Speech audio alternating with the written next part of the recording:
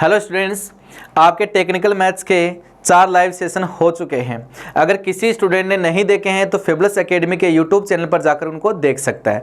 दोस्तों, ये जो लाइव सेशन है वो आपके नवंबर में एयरफोर्स का जो एग्ज़ाम होना है उसके पॉइंट ऑफ व्यू से बहुत ही इंपॉर्टेंट है। इन लाइव सेशन में आपको 25-25 क्वेश्चनों के सेट मिलते हैं जो कहीं ना कहीं प्रीवियस एग्जाम में पूछे जा चुके हैं और वो आगामी जो एग्ज़ाम है उसके पॉइंट ऑफ व्यू से बहुत इंपॉर्टेंट है, और साथ में आपको टिप्स और ट्रिक्स भी डिस्कस की जाएगी। ठीक है दोस्तों, तो आप जितना हो सके इस लाइव सेशन को अपने फ्रेंड्स के साथ फेसबुक व्हाट्सएप पे शेयर कीजिए ताकि ज़्यादा से ज़्यादा स्टूडेंट्स इस लाइव सेशन से जुड़ सकें और ज़्यादा से ज़्यादा स्टूडेंट्स का फ़ायदा हो सके। तो चलिए दोस्तों, स्टार्ट करते हैं आज का लाइव सेशन। तो सबसे पहले आपके सामने स्क्रीन पे क्वेश्चन है दोस्तों, आप इनके आंसर जो है वो कमेंट सेक्शन के अंदर रिप्लाई कीजिए। ठीक है दोस्तों, और यूट्यूब पे मैं ज़्यादा आपका टाइम वेस्ट नहीं करूंगा, अपन सीधे सीधे क्वेश्चन टू क्वेश्चन चलेंगे, फालतू की बातचीत अपन नहीं करेंगे। ठीक है, तो सबसे पहले है इलाहाबाद शब्द के अक्षरों को कितने प्रकार से रीअरेंज किया जाता है। दोस्तों, इस क्वेश्चन में मोस्टली लड़के जो है वो गलत आंसर करते हैं। कैसे? इस वर्ड जो है ना, पुनः व्यवस्थित, रीअरेंज का मतलब होता है पुनः व्यवस्थित कितने तरीके से किए जा सकते हैं, इस पे वो ध्यान नहीं देते और वो सीधा क्वेश्चन करने लग जाते हैं। ठीक है, तो देखो किसी भी यहां पर जो कंसेप्ट है या जो ट्रिक है वो क्या है कि कोई शब्द है या कोई एन ऑब्जेक्ट्स हैं, टोटल एन ऑब्जेक्ट्स हैं, उन ऑब्जेक्ट्स में से पी ऑब्जेक्ट हैं एक समान, आपके क्यू ऑब्जेक्ट्स हैं वो हैं एक समान, ये हैं, और कुछ ऑब्जेक्ट्स हैं वो भी एक समान है, ये एक जैसे हैं, ये एक जैसे हैं, ये एक जैसे हैं। तो इनको कितने तरीके से व्यवस्थित किया जा सकता है? तो टोटल इनके जो तरीके हैं, टोटल तरीके जो है इनको व्यवस्थित करने के वो कितने होते हैं? n फैक्टोरियल, और जो जो रिपीट हो रहे हैं उनके फैक्टोरियल से क्या दिया जाता है? भाग। जब सभी भिन्न भिन्न ना हो, जब सभी भिन्न भिन्न होते हैं तो आंसर क्या होता है? n फैक्टोरियल, और जब सभी भिन्न भिन्न ना हो और उनको अरेंज किया जाए तब जो समान है उनके फैक्टोरियल से हमेशा क्या देते हो? भाग। अब ये दोस्तों सभी स्टूडेंट्स को याद रहता है, तो उसको कितने तरीके से अरेंज किया जा सकता है? तो इसके टोटल तरीके जो अरेंज करने के हैं वो कितने आएंगे? तो इलाहाबाद में है तो टोटल कितने? ALLAHABAD, तो टोटल कितने हैं? 1 2 3 4 5 6 7 8 9, तो 9 फैक्टोरियल। ए कितनी बार आ रहा है? 4 बार, तो 4 फैक्टोरियल से डिवाइड कर दिया। एल कितनी बार आ रहा है? 2 बार, तो 2 फैक्टोरियल से क्या कर दिया? डिवाइड। इसको सोल्व करोगे तो आपका जो आंसर है वो आएगा 7560। कितना आएगा? 7560। अब फैक्टोरियल सभी को सोल्व करना आता होगा, तो ये आप देखते ही 7560 पे टिक कर दोगे। लेकिन क्वेश्चन में क्या बोला आपको कि रीअरेंज। रीअरेंज का मतलब है ये वर्ड जो है वो तो पहले से ही अरेंज है, तो टोटल इसको अरेंज कर सकते हैं 7560 से। अब रीअरेंज बोला, इसका मतलब उसके अंदर ये वाला वर्ड जो है वो शामिल नहीं करना, तो रीअरेंज करने की बात आई। तो जब भी रीअरेंज बोले तो टोटल में से आप एक क्या करोगे? कम, तो ये जाएगा 7560 माइनस 1, तो 7559 जो है वो आपका क्या आ गया? आंसर। तो यहां पर आपका बी ऑप्शन करेक्ट है। तो आप में से कईयों ने दिखते ही ए पे टिक करते हैं, वो आपका गलत हो जाएगा। ठीक है, चलिए आगे करते हैं। आगे हैं 420 के कितने गुणनखंड होंगे यदि उनमें 420 शामिल नहीं है? तो देखिए दोस्तों, इसका भी ट्रिक देखते हैं। सपोज कोई संख्या, कोई भी संख्या है, आप उसके अभाज्य गुणनखंड कर लो। अभाज्य गुणनखंड करोगे तो उसमें उनकी अभाज्य संख्याओं की पावर बनेगी। तो किसी भी संख्या को, नंबर को आप a की पावर p, b की power q, a b c क्या है? अभाज्य संख्याएं, c की पावर r, ऐसे लिख दो। अब a 2 बार रिपीट हो गया तो 2 की पावर 2 आ गया, b मान लो 3 आ गया तो 3 की पावर 4 आ गया, ऐसे ना अभाज्य संख्याओं की पावर में लिख दो। तो इसके टोटल गुणनखंड जो हैं वो कितने होते हैं? टोटल फैक्टर्स, तो पावर में 1 जोड़ दो, वो आपके आ जाएंगे टोटल फैक्टर्स। ये लीजिए, अगर स्वयं को शामिल ना, अब देखो इन टोटल फैक्टर में एक भी शामिल है और खुद भी शामिल है।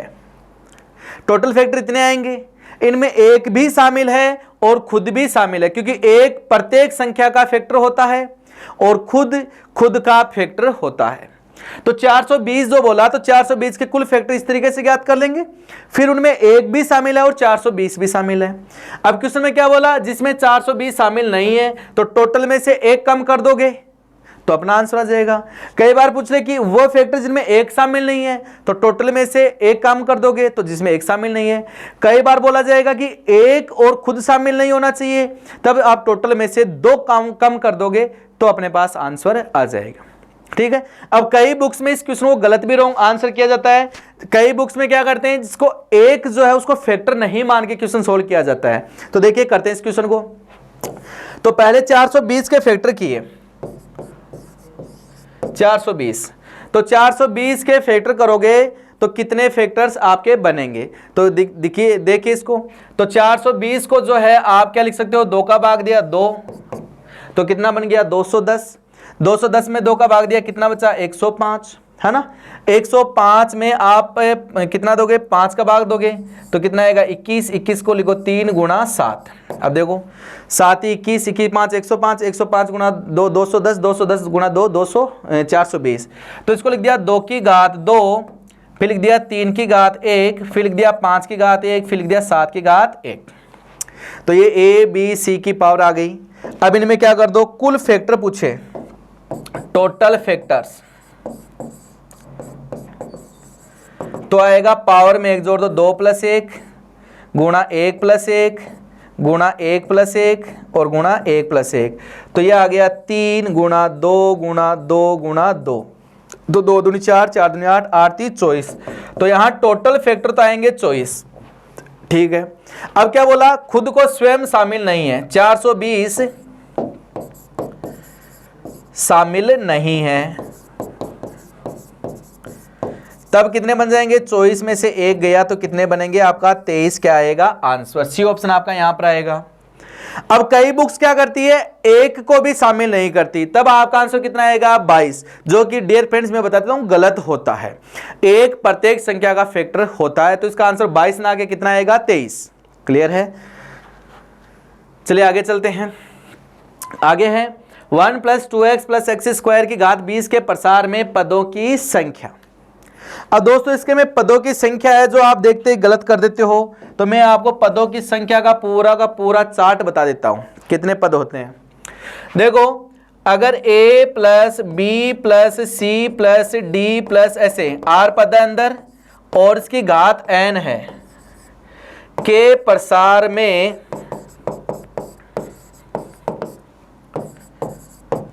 पदों की संख्या अगर आपको पूछे तो ये आते हैं दोस्तों n + r-1 और cr-1। इसको सोल्व कर लो। ठीक है।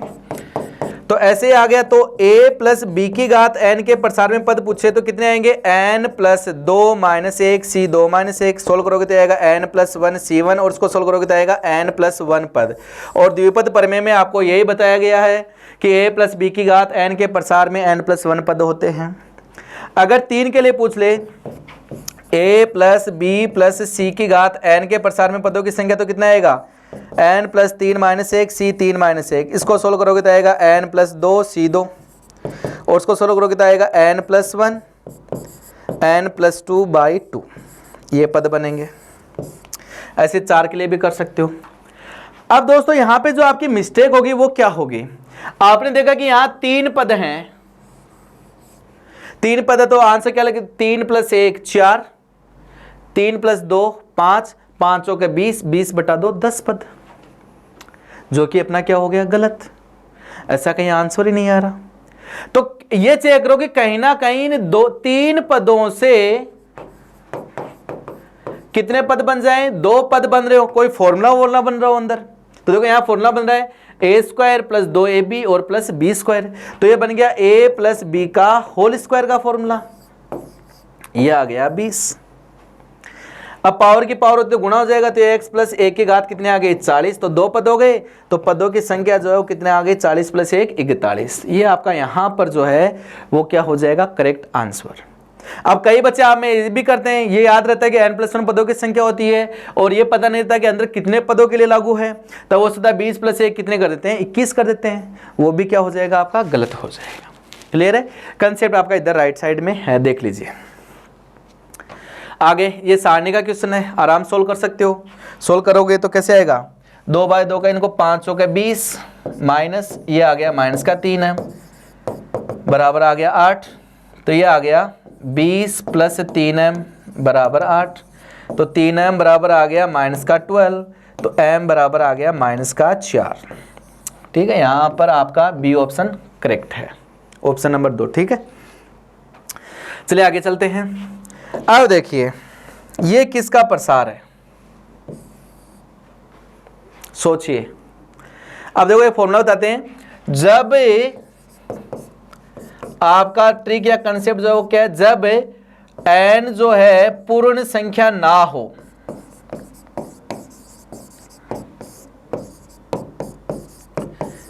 n जो है पूर्ण संख्या ना हो, पूर्ण संख्या होती है तो द्विपद प्रमेय लग जाती है। अगर पूर्ण संख्या नहीं है तो आपका फॉर्मूला लगता है 1 प्लस एक्स की घात n का जो होता है 1 plus n x plus n minus 1 by 2 factorial into x square, फिर n minus 1 n minus 2 by 3 factorial गुणा एक्स क्यूब, और डे चलता रहता है अनंत तक। जब घात पूर्ण संख्या नहीं है तो पदों की संख्या होती है अनंत, ये फॉर्मूला लगता है। अब इस फॉर्मूले पे बेस्ड आप क्वेश्चन कर लीजिए। अब देखो 1 तो सभी में आएगा, तो 1 तो सभी में आएगा। अपने दूसरे पद की तुलना कर लो, ये दूसरा पद ज्यादा नहीं करना, दूसरा पद तुलना करा तो दूसरा पद कितना आ रहा है माइनस का 2x आना चाहिए। दूसरा पद क्या है n और x को गुणा, तो इनको गुणा करोगे तो ये माइनस का x आएगा, यहाँ माइनस 2x आई तो रिजेक्ट हो गया। इसको गुणा करोगे तो प्लस का x आएगा, वहां 2x चाहिए माइनस का रिजेक्ट हो गया। इसको गुणा करोगे तो प्लस का 2x आएगा, वहां माइनस का 2x आए तो रिजेक्ट हो गया। तो आपका ऑप्शन कौन सा हो गया, 2 ऑप्शन आपका क्या हो गया करेक्ट हो गया। क्लियर है। आगे ए तथा बी दो समुच्चय हैं तब इसका मान ज्ञात कीजिए। समुच्चय का क्वेश्चन है, बहुत ही आसान सा क्वेश्चन है। ऐसे क्वेश्चन आपको वहां पर भी ध्यान देने हैं जो आपके हमेशा 100% सही होने चाहिए। ठीक है, चलिए कीजिए। क्या बोला कि दो समुच्चय ए और बी, ये ए हो गया और ये बी हो गया। फिर यहां क्या बोला, इनका इंटरसेक्शन, तो ये वाला जो ब्लैक वाला पार्ट है वो क्या आ गया ए इंटरसेक्शन बी, और फिर ए के साथ क्या लिया यूनियन, तो ए इंटरसेक्शन बी इस ब्लैक वाले पार्ट का इस ए के साथ इंटरसेक्शन लोगे तो वापस यही आएगा, और ये किसके बराबर है ए के बराबर। तो यहां पर कौन सा ऑप्शन हो गया, 1 ऑप्शन आपका करेक्ट हो गया। क्लियर है। आगे देखिए ये भी समुच्चय का क्वेश्चन है। अब दोस्तों ये मत सोचना कि एक चैप्टर के ज्यादा क्वेश्चन आ रहे हैं, है ना। आपके ये क्वेश्चन है ना कंसेप्ट के हिसाब से लिए हुए हैं, है ना। तो और एयरफोर्स नेवी में, एयरफोर्स में भी और नेवी में भी कई बार ऐसा भी हो चुका है कि किसी एक सेक्शन से ज्यादा क्वेश्चन पूछ लिए गए हैं। जैसे अलजेब्रा से कई बार ज्यादा पूछ लेते हैं, कई बार ज्यामिति के क्वेश्चन पूछते नहीं है, कई बार समाकलन के क्वेश्चन ज्यादा पूछ लेते हैं, कई बार, है ना, इस तरीके से कई बार आपके कैलकुलस के क्वेश्चन ज्यादा पूछ लेते हैं। तो ये मत देखना कि एक चैप्टर से ज्यादा क्वेश्चन आ रहे हैं, वो आपके कंसेप्ट स्ट्रॉन्ग करने के लिए हैं, और आपको इस हिसाब से भी प्रिपेयर करना है कि अगर किसी सेक्शन से क्वेश्चन नहीं आए और किसी सेक्शन से ज्यादा आ गए तो अब जिसने पढ़ा है ज्यादा वो तो अच्छे कर पाएगा, और जिसने नहीं पढ़ा वो सेक्शन तो वो डाउन हो जाएगा। तो ये भी ध्यान रखना, आपको हर एक चीज पढ़ के जानी है, कहीं से भी कितने ही क्वेश्चन पूछे जा सकते हैं, ऐसा कोई पैटर्न फिक्स नहीं है। क्लियर है। तो क्वेश्चन कीजिए ये कि यदि दो समुच्चय हैं ए और बी, अब देखो ध्यान देना यहां पर कि अगर दो समुच्चयों का यूनियन और इंटरसेक्शन बराबर है तो वो तभी बराबर हो सकता है जब दोनों समुच्चय क्या हो बराबर, ए और बी क्या हो बराबर। यहां सी ऑप्शन आपका क्या है करेक्ट है। क्लियर है। आगे ये आपके त्रिकोणमिति का क्वेश्चन है, कर लीजिए फॉर्मूला लगा के। Sine C plus sine D का फॉर्मूला बन रहा है, जो फॉर्मूला है जो ट्रिक है वो क्या है, sine C plus sine D, तो ये होती है 2 sine C plus D by 2 और cos C minus D by 2, और एक नीचे कोस का बन रहा है तो कोस सी प्लस कोस डी, तो ये होता है 2 कोस सी प्लस डी बाई 2 और cos C minus D by 2। Formula लगा के कर लीजिए। अब यहाँ पे इंपॉर्टेंट ये है कि किन दो को साथ लिया जाए, ठीक है। तो मैं इन दो को साथ ले रहा हूं, तो फॉर्मूला लगाया तो कितना बन जाएगा 2 sine C plus D by 2, तो 3 प्लस 5 8, 8 बटा 2 4, फिर कोस सी माइनस डी बाई 2, तो 3 थीटा माइनस 5 थीटा, तो माइनस 2 थीटा बटा 2 थीटा, कोस माइनस थीटा कितना होता है कोस थीटा। यहाँ लगाओगे तो ये 2 7 9 7 16 बटा 2 8 और फिर कोस थीटा। यहाँ कितना आएगा सेम आ जाएगा 2, यह आ जाएगा कोस 4 थीटा और कोस थीटा, और यह जाएगा कोस 8 थीटा और कोस थीटा। यहाँ से 2 कोस थीटा कॉमन आके कैंसिल हो जाएगा, तो नीचे बच गया साइन 4 थीटा और साइन 8 थीटा और कोस 4 थीटा और कोस 8 थीटा। वापस लगा दो, तो 8 4 12 बटा 2 6, तो 2 साइन 6 थीटा और कोस थीटा जाएगा। यहाँ जाएगा 2 कोस 6 थीटा और कोस थीटा। अब कट रहा है, काट दीजिए, ये कट गया ये कट गया, तो ये आ गया tan 6 थीटा। आपका क्या आ गया आंसर, ठीक है। आगे देखिए, आगे है यदि ए बी सी डी एक चक्रीय चतुर्भुज के अंतःकोण। अब चक्रीय चतुर्भुज क्या होता है दोस्तों? चक्रीय चतुर्भुज ऐसा होता है कि ऐसा चतुर्भुज जो एक वृत्त की परिधि को टच करते हुए बना जाए, जिसके शीर्ष जो है वो वृत्त की परिधि को क्या करे टच। अब एक प्रॉपर्टी होती है वो याद रख लीजिएगा कि चक्रीय चतुर्भुज जो है उसके आमने सामने के जो कोण है ए कोण और सी कोण, इनका योग होता है 180 और बी कोण और डी कोण का योग भी होता है 180, ठीक है। अच्छा, फिर एक और, अगर कोस x प्लस कोस y दे रखा है तो उसका योग 0 आता है कब? जब दोनों कोणों का योग कितना हो 180। ये ट्रिक भी याद रख लेना। कोस सीरीज में प्लस चल रहा है और जिन दो कोणों का योग 180 हो रहा है वो दोनों कोस मिलके कितना देंगे 0 देंगे। तो यही लग रहा है, देखो a और c का योग कितना बनेगा 180 और कोस में है तो ये मिलके कितना देंगे 0। b और d का योग भी कितना आएगा 180, तो इन पे भी कोस मिलके कितना देगा 0, तो 0 प्लस 0 कितना आ जाएगा 0। ए ऑप्शन आपका यहाँ पर क्या हो गया करेक्ट हो गया। आगे देखिए यह आपके प्रॉपर्टीज ऑफ ट्रायंगल का क्वेश्चन है कि यदि किसी त्रिभुज के कोणों में अनुपात दे रखा हो तो भुजाओं में अनुपात ज्ञात कीजिए। देखिए कोणों में अनुपात दे रखा है, भुजाओं में अनुपात चाहिए। तो देखो भुजाओं में आपको साइन रूल से अगर याद है तो साइन रूल से भुजाओं में अनुपात a अनुपात b अनुपात c जो है वो होता है साइन a अनुपात साइन b अनुपात साइन c, कि भुजाओं का अनुपात बराबर कोणों के साइन का अनुपात बराबर होता है। साइन रूल से आता है ये रिजल्ट। तो कोण चाहिए, अब कोण ज्ञात करने के लिए कोणों का अनुपात दे दिया तो यहां से कोणों का अनुपात ज्ञात कर सकते हैं। अब अनुपात में दे रखा तो कोण को मान लो x, तो एक हो गया 2x, एक कोण हो गया 3x, एक कोण हो गया 7x, और कोण त्रिभुज के तीनों कोणों का योग कितना होता है 180। 7 3 10 2 12, 12x बराबर 180, तो x का मान आ गया 15 डिग्री।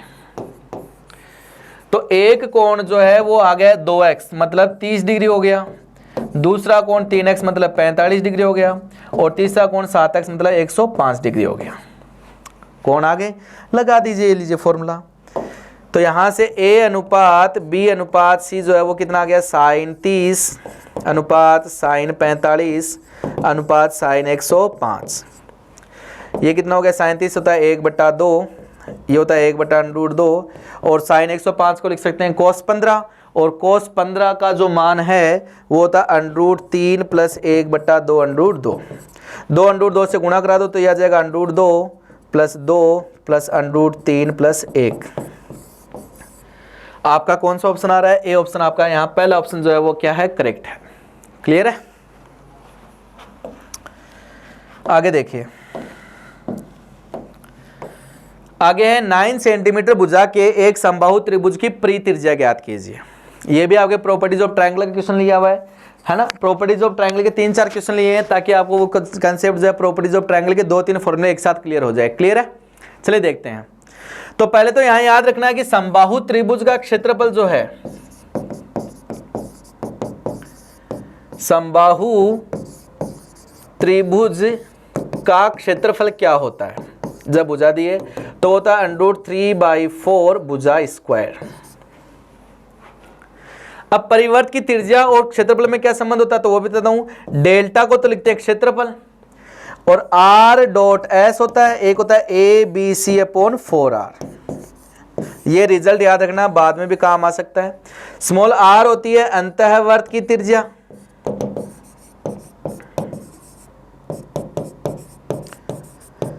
और कैपिटल R होती है परिवर्त की त्रिज्या। अब जो पूछा वो ज्ञात कर लो। और S होता है अर्ध परिमाप, अर्ध परिमाप। और डेल्टा होता है क्षेत्रफल, ये तो सभी को पता होना चाहिए, डेल्टा है क्षेत्रफल। और ABC है त्रिभुज की भुजाएं। कर लीजिए।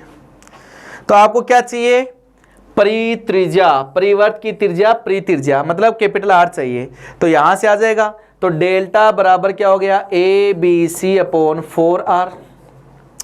डेल्टा त्रिभुज का इससे आ जाएगा, संभव त्रिभुज का, तो √3/4 भुजा स्क्वायर।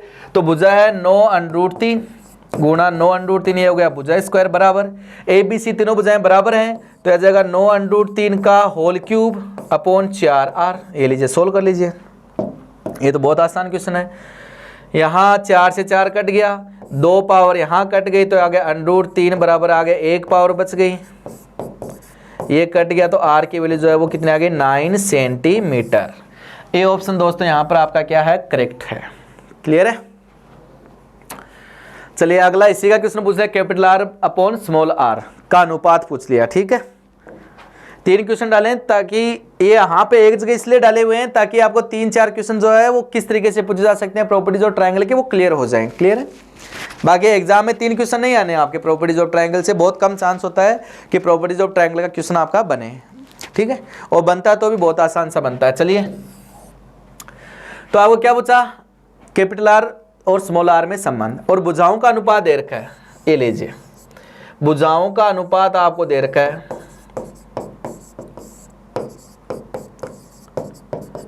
तो अनुपात में दे रखा है तो एक भुजा को तो मान लिया 3x, दूसरे को मान लिया 7x और तीसरे को मान लिया 8x। अब सोल्व करना है। तो देखिए अभी बताया था आपको डेल्टा बराबर क्या बताया था, r.s बराबर ABC/4r। यहाँ से स्मॉल r पता किया तो डेल्टा बट्टा s, और यहाँ r पता किया तो ये आ गया ABC, इससे और इससे तो 4 डेल्टा। अनुपात चाहिए तो कैपिटल R बट्टा स्मॉल r, तो ये आ गया ABC/4 डेल्टा और डेल्टा बट्टा s, तो ये आ गया ABC गुणा s बट्टा 4 डेल्टा स्क्वायर।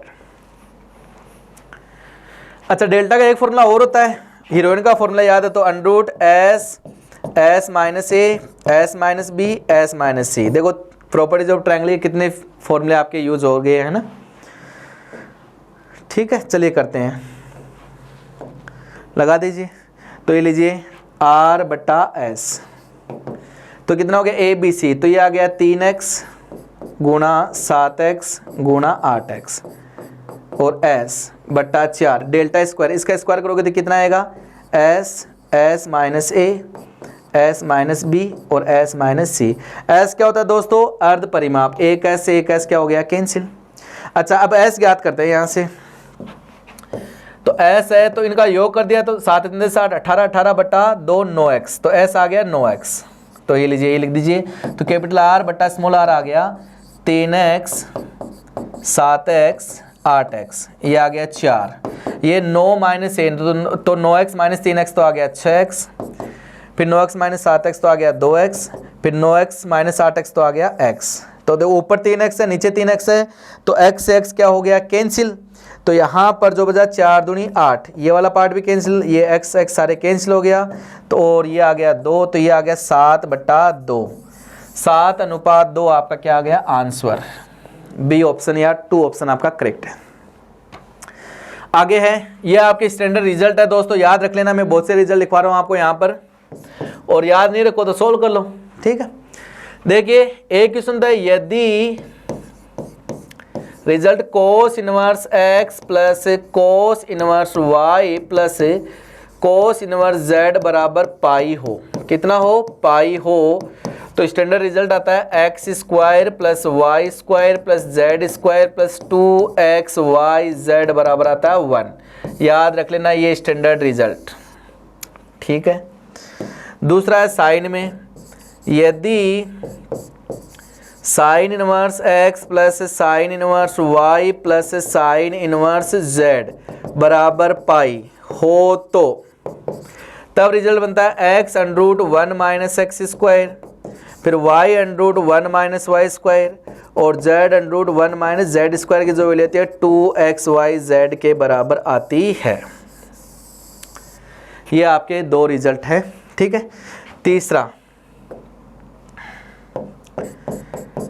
यदि tan inverse x plus tan inverse y plus tan inverse z बराबर पाई हो तो रिजल्ट आता है आपका x plus y plus z बराबर आता है xyz, ठीक है। इसी में एक और आता है, यदि tan inverse x plus tan inverse y plus tan inverse z बराबर हो पाई बाई 2 हो तो तब रिजल्ट आता है xy yz और zx बराबर आता है 1। 4 रिजल्ट हो गए। 2 रिजल्ट होना कोर्ट में। कोर्ट में रिजल्ट क्या होता है, आप जगह नहीं मैं बता देता हूँ, इधर बता देता हूँ। कोर्ट का रिजल्ट कि यदि cot inverse x plus cot inverse y plus cot inverse z बराबर पाई हो तो, अब देखो जो टेन में पाई बाई 2 वाला रिजल्ट है वो कोट में पाई पे आएगा, तो तब आएगा xy yz और zx बराबर 1, ठीक है। और इसी में यदि cot inverse x plus cot inverse y plus cot inverse z बराबर पाई बाई 2, अब पाई बाई 2 पे है तो 10 का जो पाई वाला रिजल्ट है वो इसमें पाई बाई 2 पे कन्वर्ट हो जाएगा, तब आता है x plus y plus z बराबर xyz। ये रिजल्ट जो है आप याद रखना, कई बार पूछ लिए गए हैं, है ना, और इम्पोर्टेंट भी हैं आपके, ठीक है।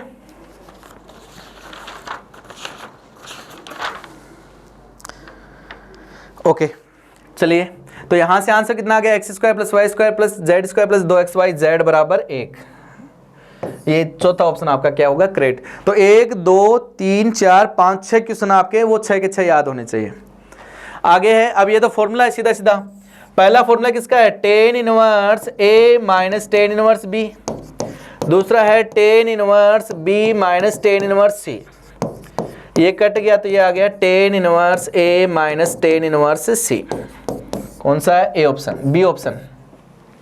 यहाँ गलती क्या करते हैं दोस्तों, इसको x मान लेते हैं, इसको y मान लेते हैं और tan inverse x plus tan inverse y का फॉर्मूला लगाते हैं और महाभारत आपकी स्टार्ट हो जाती है। तो उल्टा सोचो, उल्टा ये किसका फॉर्मूला है, tan inverse a minus tan inverse b का। आपका आंसर बहुत ही आसान हो गया, ठीक है।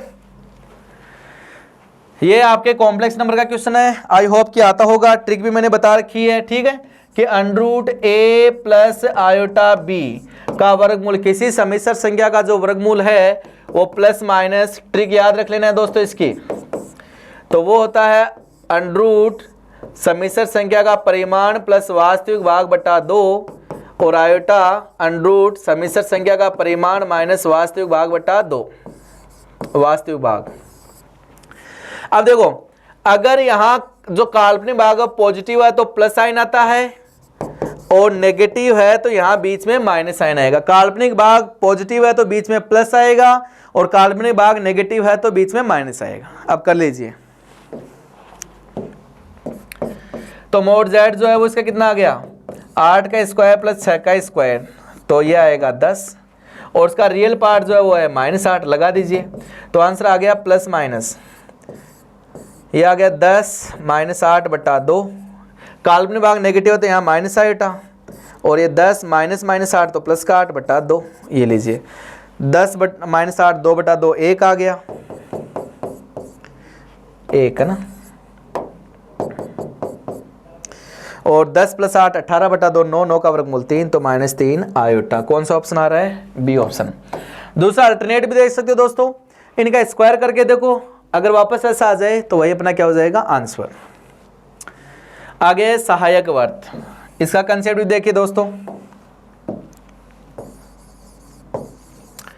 मैं दीर्घवृत्त और अतिप्रवलय दोनों के लिए बता देता हूं, है ना, ऑक्सिलरी सर्किल बोलते हैं ना।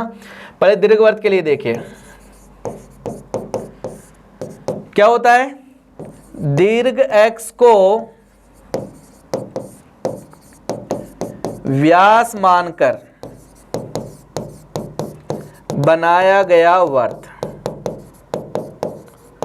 वो क्या होता है, सहायक वर्त। अतिप्रवलय में क्या हो जाएगा, अनुप्रस्थ x को व्यास मानकर बनाया गया वर्त, और केंद्र जो है वो दीर्घवृत्त का ही होगा और अतिप्रवलय में भी अतिप्रवलय का होगा। देखिए कैसे, ये दीर्घवृत्त होता है आपका और ये अतिप्रवलय होता है, ठीक है। तो अब इसमें क्या करो, इसको व्यास मान लो, ये दीर्घ x आ गई, इसको व्यास माना, इसको केंद्र माना, तो ये जो वर्त बनेगा इसको क्या बोलते हो, सहायक वर्त।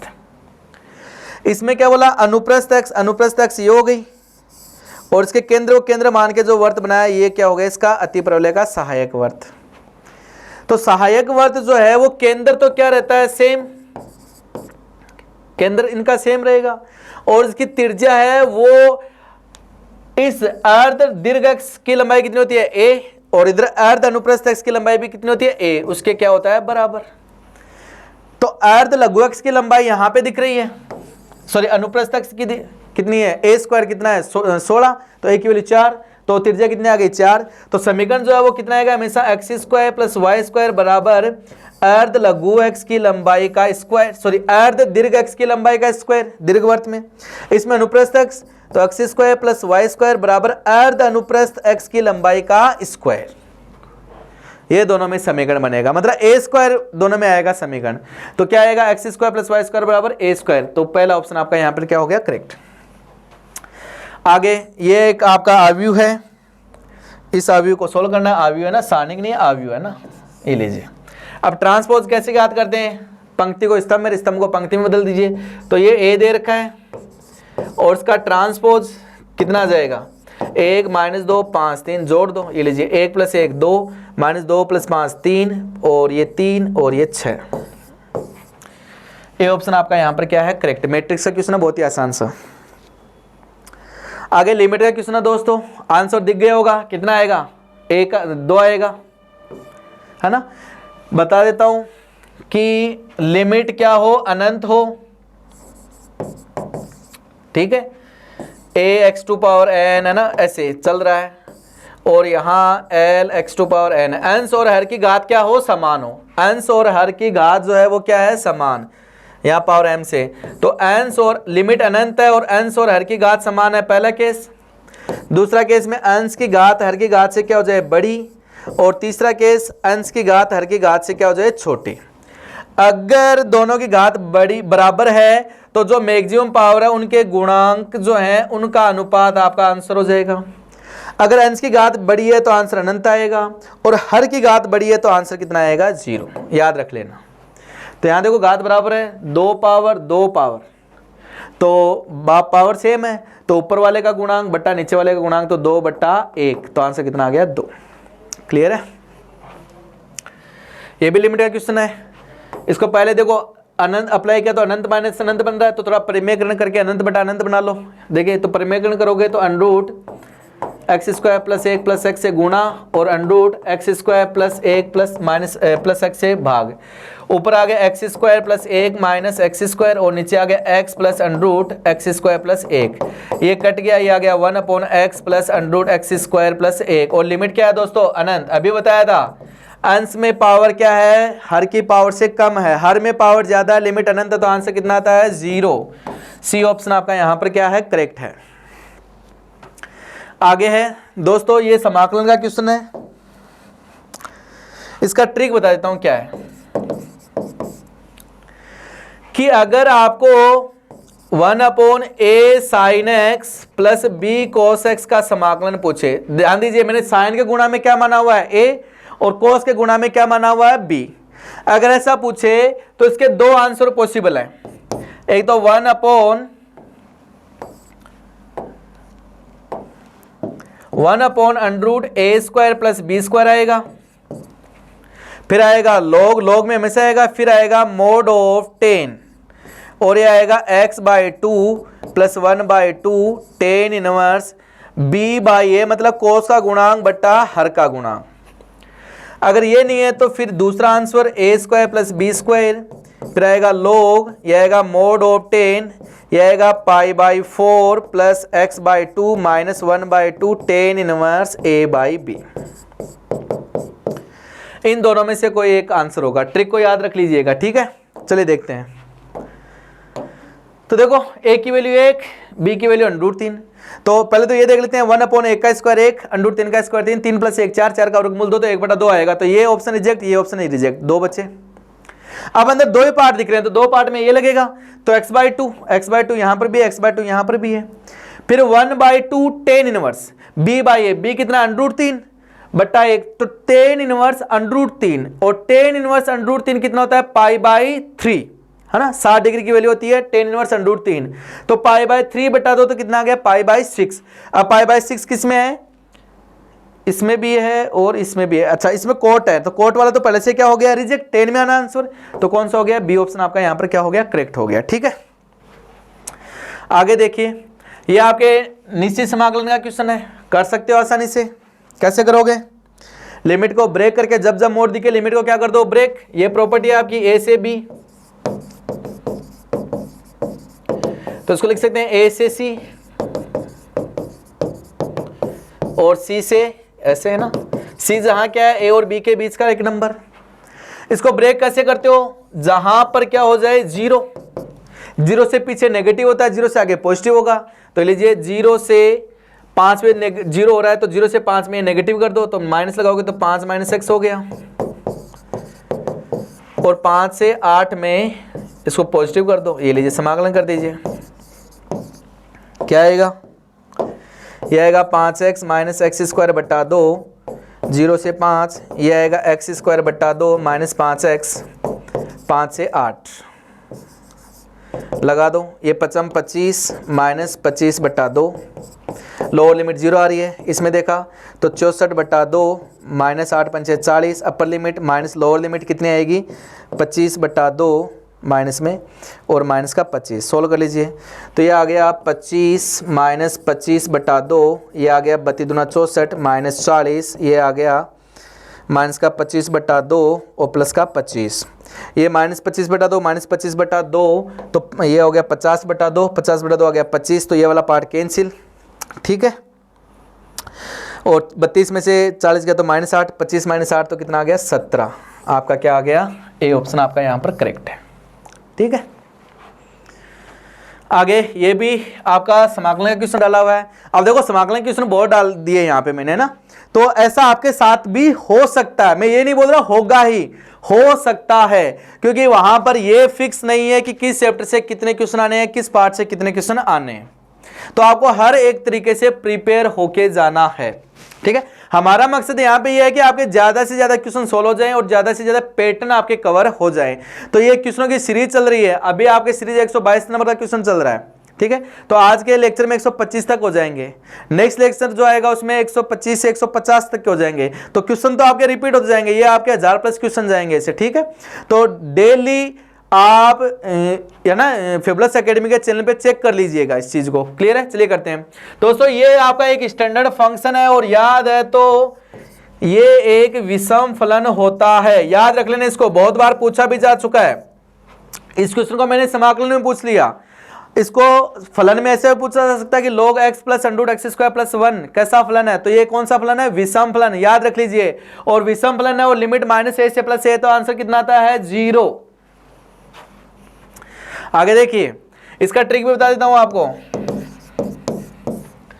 ट्रिक क्या है कि a से b dx/1 प्लस 10 की घात n हो, a से b dx और 1 प्लस कोट की घात कितनी हो n।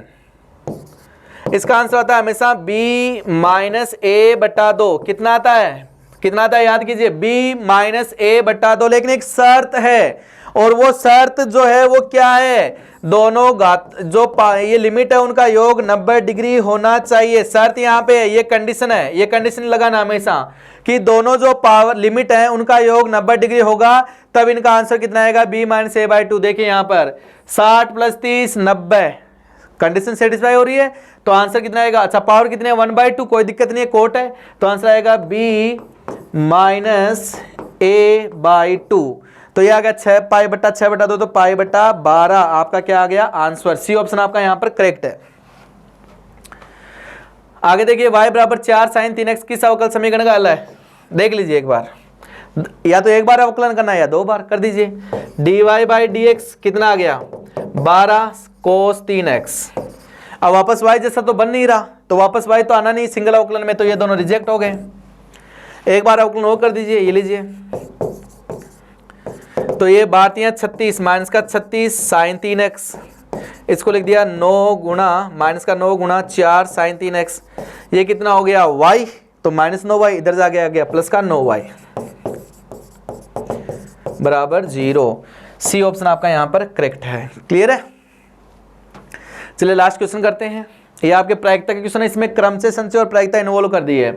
यूनिवर्सिटी को यादृच्छिक या व्यवस्थित किया जाए तो दोनों आई एक साथ, ध्यान दीजिए, एक साथ ना होने की प्रायिकता।